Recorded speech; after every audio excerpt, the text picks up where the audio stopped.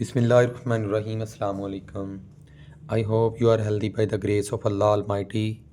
You are watching my YouTube channel Mubarak Ali official. Dear, हमने शुरू किया था फर्स्ट ईयर बायोलॉजी का पहला चैप्टर बायोडाइवर्सिटी एंड क्लासिफिकेशन। तो इससे पहले जो लेक्चर हम डिस्कस कर चुके हैं, हमने ब्रीफली एक्सप्लेन किया था बायोडाइवर्सिटी को।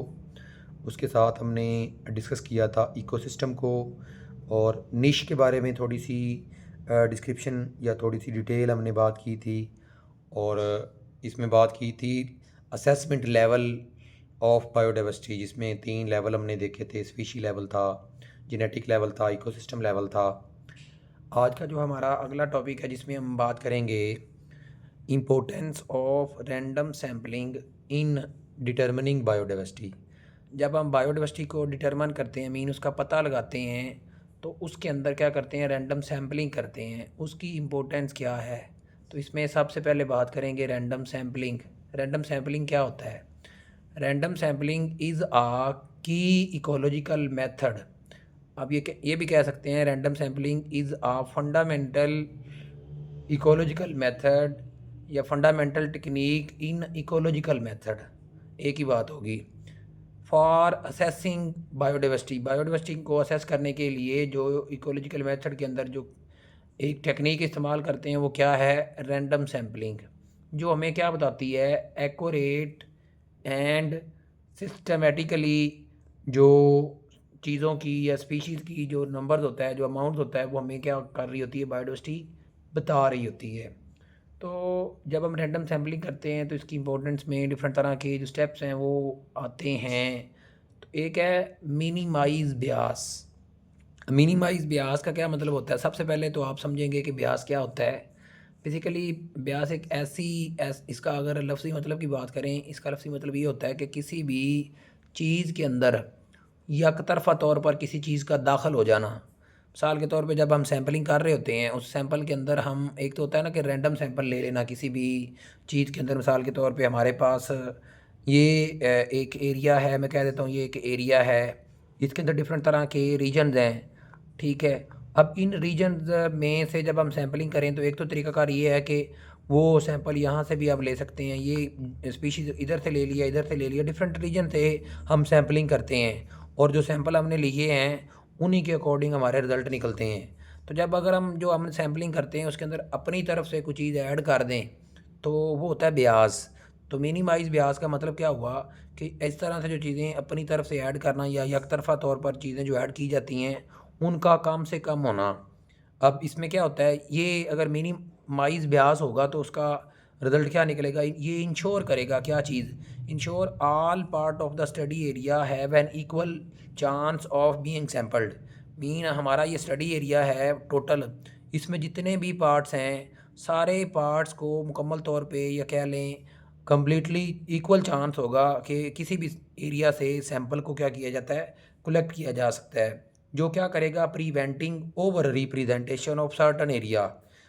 अगर हम अपनी पास से कुछ चीज़ें ऐड करें, मिसाल के तौर पे मैं कह देता हूँ ये एक क्लास है, एक क्लास ये है, एक ये है, एक ये है, एक ये है, तो जब हम सैम्पलिंग करें सारी क्लास से इक्वल सैम्पलिंग लें तो बेहतर है। हम अपनी मर्ज़ी से किसी एक ऐसी क्लास से सैम्पलिंग करें जिसमें पता हो कि इस क्लास के जो स्टूडेंट हैं वो अच्छे हैं, तो वो बेसिकली हम क्या उसमें कर रहे हैं? बियाज कर रहे हैं, सैम्पलिंग अच्छी नहीं होगी। तो जब हम ओवरऑल रैंडमली करेंगे तो उसमें सारी क्लासों के लिए इक्वल चांस होगा कि सैंपल किसी भी जगह से लिया जा सकता है। तो इस तरह से जो हमारी बायोडाइवर्सिटी में जब डिफरेंट तरह के रीजन से इक्वल चांस होगा तो जो बायोडाइवर्सिटी का जो रिज़ल्ट है उसको डिटरमिन करना क्या होगा? आसान होगा। ये क्या करेगा? ये प्रोवाइड करेगा क्या चीज़? More objective and reliable view of biodiversity. अच्छे तरीके से जो बायोडाइवर्सिटी को समझने में क्या करेगा और उसके ऊपर इन्हिसार करने में हमारी हेल्प आउट करेगा, मदद करता है। दूसरा है प्रोवाइड रिलायबल एस्टीमेट। जब हम क्या करेंगे? डाटा कलेक्ट करेंगे यूजिंग रैंडम सैम्पलिंग।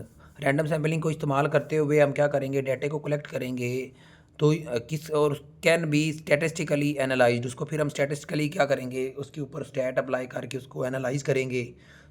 क्या चेक करने के लिए? डिटरमिन करने के लिए क्या चीज़? Species richness. रिचनेस मीन मैंने पहले भी बात की थी कि स्पीशीज़ का जो नंबर है उसको रिचनेस कहते हैं।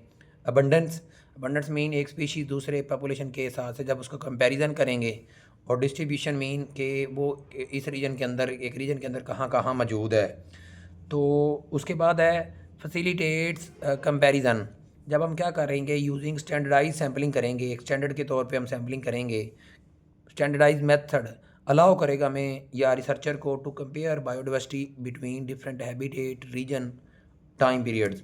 मीन डिफरेंट एरिया से जब हम सैम्पलिंग करेंगे तो फिर उसको हम क्या करेंगे, कंपेयर करेंगे। रिसर्चर उनको कंपेयर करके मुआवजना करेगा कि इस एरिया का दूसरे एरिया के साथ क्या डिफरेंस है, क्या फ़र्क है। उसके बाद नेक्स्ट है इन्हांस रिप्रेजेंटेटिवनेस। तो सिंपल सी बात है कि मिसाल के तौर पे ये हमारा एरिया था, तो इस एरिया के अंदर मैंने जिस तरह से पहले भी बताया कि ये डिफरेंट तरह के रीजन हैं। तो जब डिफरेंट रीजन थे, आपने जो सैम्पलिंग है वो रैंडमली की है, तो हर सैंपल बेसिकली जो है वो रिप्रेजेंट कर रहा होगा उसके मुकम्मल इंटायर एरिया को। तो ये उसकी रिप्रेजेंटेटिवनेस होगा by randomly covering various part of study area. This method insure sample reflect the diversity of entire area. Mean उस इंटायर एरिया की डाइवर्सिटी को वो क्या कर रहा होगा, शो कर रहा होगा। और उसके बाद है लास्ट पे आ जाता है कि स्पोर्ट कंजर्वेशन एफर्ट। अब स्पोर्ट कंजर्वेशन एफर्ट क्या है, बेसिकली हमें जब हम सैम्पलिंग करेंगे तो हमें आइडिया हो जाएगा कि इस रीजन के अंदर या इस रीजन के अंदर जहाँ पे स्पीशीज़ कम होंगी या ख़त्म होने के करीब होंगी, तो वहाँ से हमें उन स्पीशीज़ को फिर हम क्या कर सकते हैं, वैल्यू भी दे सकते हैं, उनकी प्रोटेक्शन भी कर सकते हैं, उनको क्योर भी कर सकते हैं। Random sampling produce accurate biodiversity data. ये एक्यूरेट बायोडाइवर्सिटी डाटा प्रोड्यूस करेगा which is essential for pin pointing और identifying area of high conservation. ये बताएगा कि किस एरिया के अंदर हमें ज़्यादा कंजर्वेशन की ज़रूरत है और किस एरिया में कम। और ये क्या करेगा, मॉनिटरिंग करेगा इकोलॉजिकल चेंजेस ओवर टाइम, कि किसी भी इकोसिस्टम के अंदर जो चेंजेस आती हैं उनको भी ये क्या करके देगा, मॉनिटर करेगा। तो इंशाल्लाह वीडियो के अगले पार्ट में इसके मेथड जो हैं कि कौन कौन से मेथड हैं बायोडाइवर्सिटी को असेसमेंट करते हैं, इसी लेक्चर का दूसरा पार्ट्स होगा, उसके अंदर हम क्या करेंगे, डिस्कस करेंगे। तो थैंक यू, अल्लाह हाफिज़, अस्सलाम वालेकुम।